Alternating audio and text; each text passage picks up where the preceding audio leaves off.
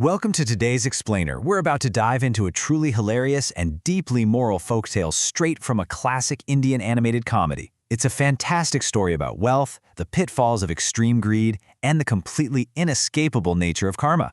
Let's explore just how far someone might go to save a quick buck and the cosmic lengths the universe might go to teach them a lesson. Okay, let's dive right into this. What happens when the absolute richest man in a village is also, without a doubt, its biggest miser? Imagine having more money than you could ever spend in a lifetime, yet living every single day as if you are completely penniless. How does a community react to that? And more importantly, how long can someone live like that before it completely backfires? Section 1. Meet the Ultimate Miser, Bansi Seth of Madhapur. And this brilliantly illustrates the kind of guy we're dealing with. Bansi Seth owns more than half the land in his village, but his day-to-day reality is just staggering. He lives with his wife, Lajo, and has 2 kids studying in the city. So, by all accounts, he should be living like a king, right? Well, instead, he literally instructs his wife to make only a single handful of dal, just a basic lentil stew, and then tells her to drown it in extra water. Why? Just so it stretches out to cover dinner too. He's completely sacrificing taste, nutrition, and basic comfort entirely to save a minuscule amount of money on his daily rations. Let's look at the sheer contrast here. Despite owning half the village, he absolutely refuses to hire a much-needed household servant. He just can't stomach the idea of paying a salary. So what does he do? He decides to exploit his shop worker, a poor guy named Basant. Bansi literally forces Basant to leave the shop and do unpaid household chores, basically figuring he can squeeze 2 jobs out of 1 meager salary. His wife, Lajo, is so completely exasperated by living like a beggar despite their immense wealth that she actually threatens to call her tough brother to come over and fix Bansi's behavior. But here's the thing. Bansi's stinginess isn't just a secret kept behind closed doors. It's public knowledge. One day, he's out for a walk and decides to buy some oranges. The vendor asks for a very reasonable 40 rupees per kilo. Well, Bansi, being the richest man in town, immediately accuses the poor vendor of ripping him off. He shamelessly haggles the price down, refusing to pay a single cent more than an absurd 25 rupees per kilo, practically forcing the vendor to take a loss. And the cherry on top? After relentlessly forcing that price down to 25 rupees, Bansi has the sheer audacity to stand there and demand that the vendor only pack the absolute biggest, highest quality oranges into his bag. I mean, it is just a complete lack of shame, and the entire village knows all about it. Section 2. The village plans revenge. Gabru takes the challenge. Let's move to Gabru's master plan and see how this built. Naturally, the villagers have absolutely had enough of this behavior. Word of the orange incident spreads like wildfire, and they basically dare a clever local guy named Gabru to finally teach the miser a lesson. And Gabru? He comes up with an absolute heist-like strategy. Okay, step 1, he's going to disguise himself as a mystical wandering Baba, a holy man.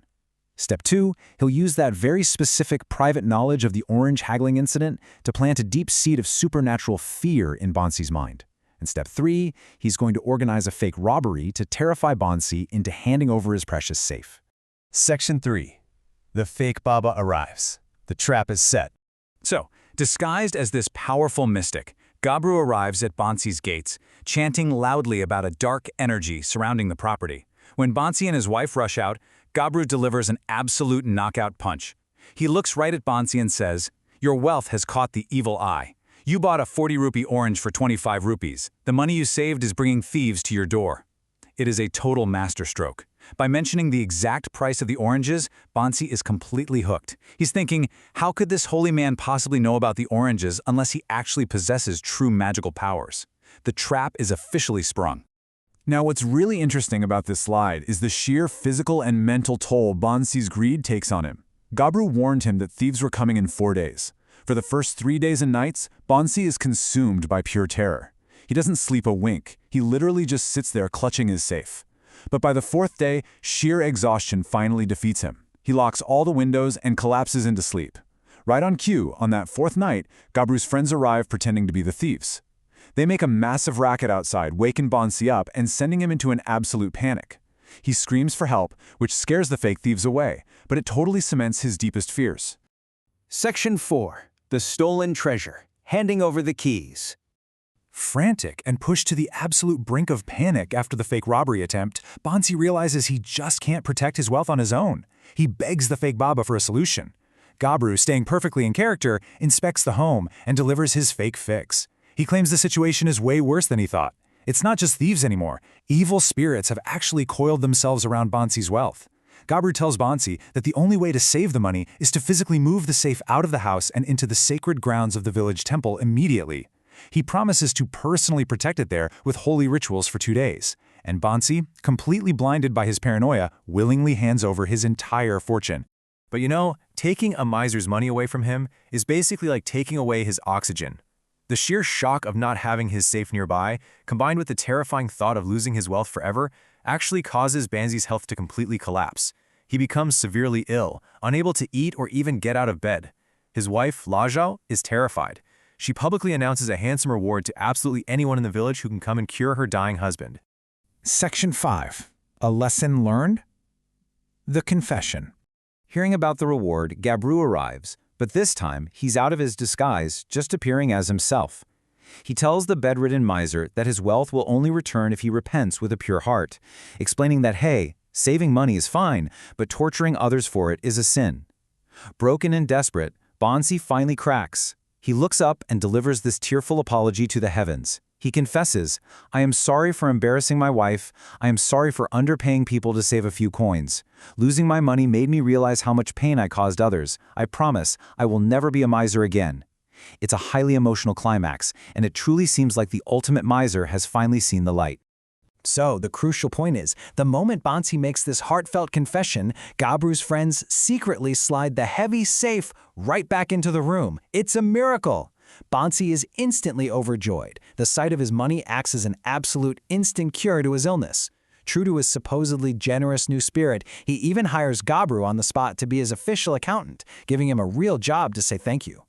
It looks like a picture-perfect happy ending, doesn't it? The villain is reformed, the clever villager is rewarded, and peace is restored. But let's just pause for a second and ask ourselves, has Bansi's Seth truly changed? Did a few days of terror completely rewire decades of deep-seated greed? While moments after Bansi is cured, his extremely relieved wife Lajao suggests they celebrate the miracle by feeding 11 pundits, which is a traditional gesture of gratitude and charity. And Bansi? He immediately scoffs and shoots the idea down, saying, what is the use of feeding 11 pundits now? I am already cured. I mean, why spend the money on charity when the problem is already solved, right? In a split second, the old penny-pinching Bansi is right back exactly where he started. It really goes to show human nature is notoriously hard to change. Old habits die hard. Gabru successfully tricked the miser and maybe taught him a temporary lesson about paranoia. But at his absolute core, Bansi is still Bansi. It leaves us with a really provocative question. Can a person's fundamental nature ever truly be altered? Or do we just learn to hide it better when our backs are against the wall? Next time you find yourself obsessing over a few pennies, maybe ask yourself, who is really in control? Thanks so much for joining me for today's Explainer.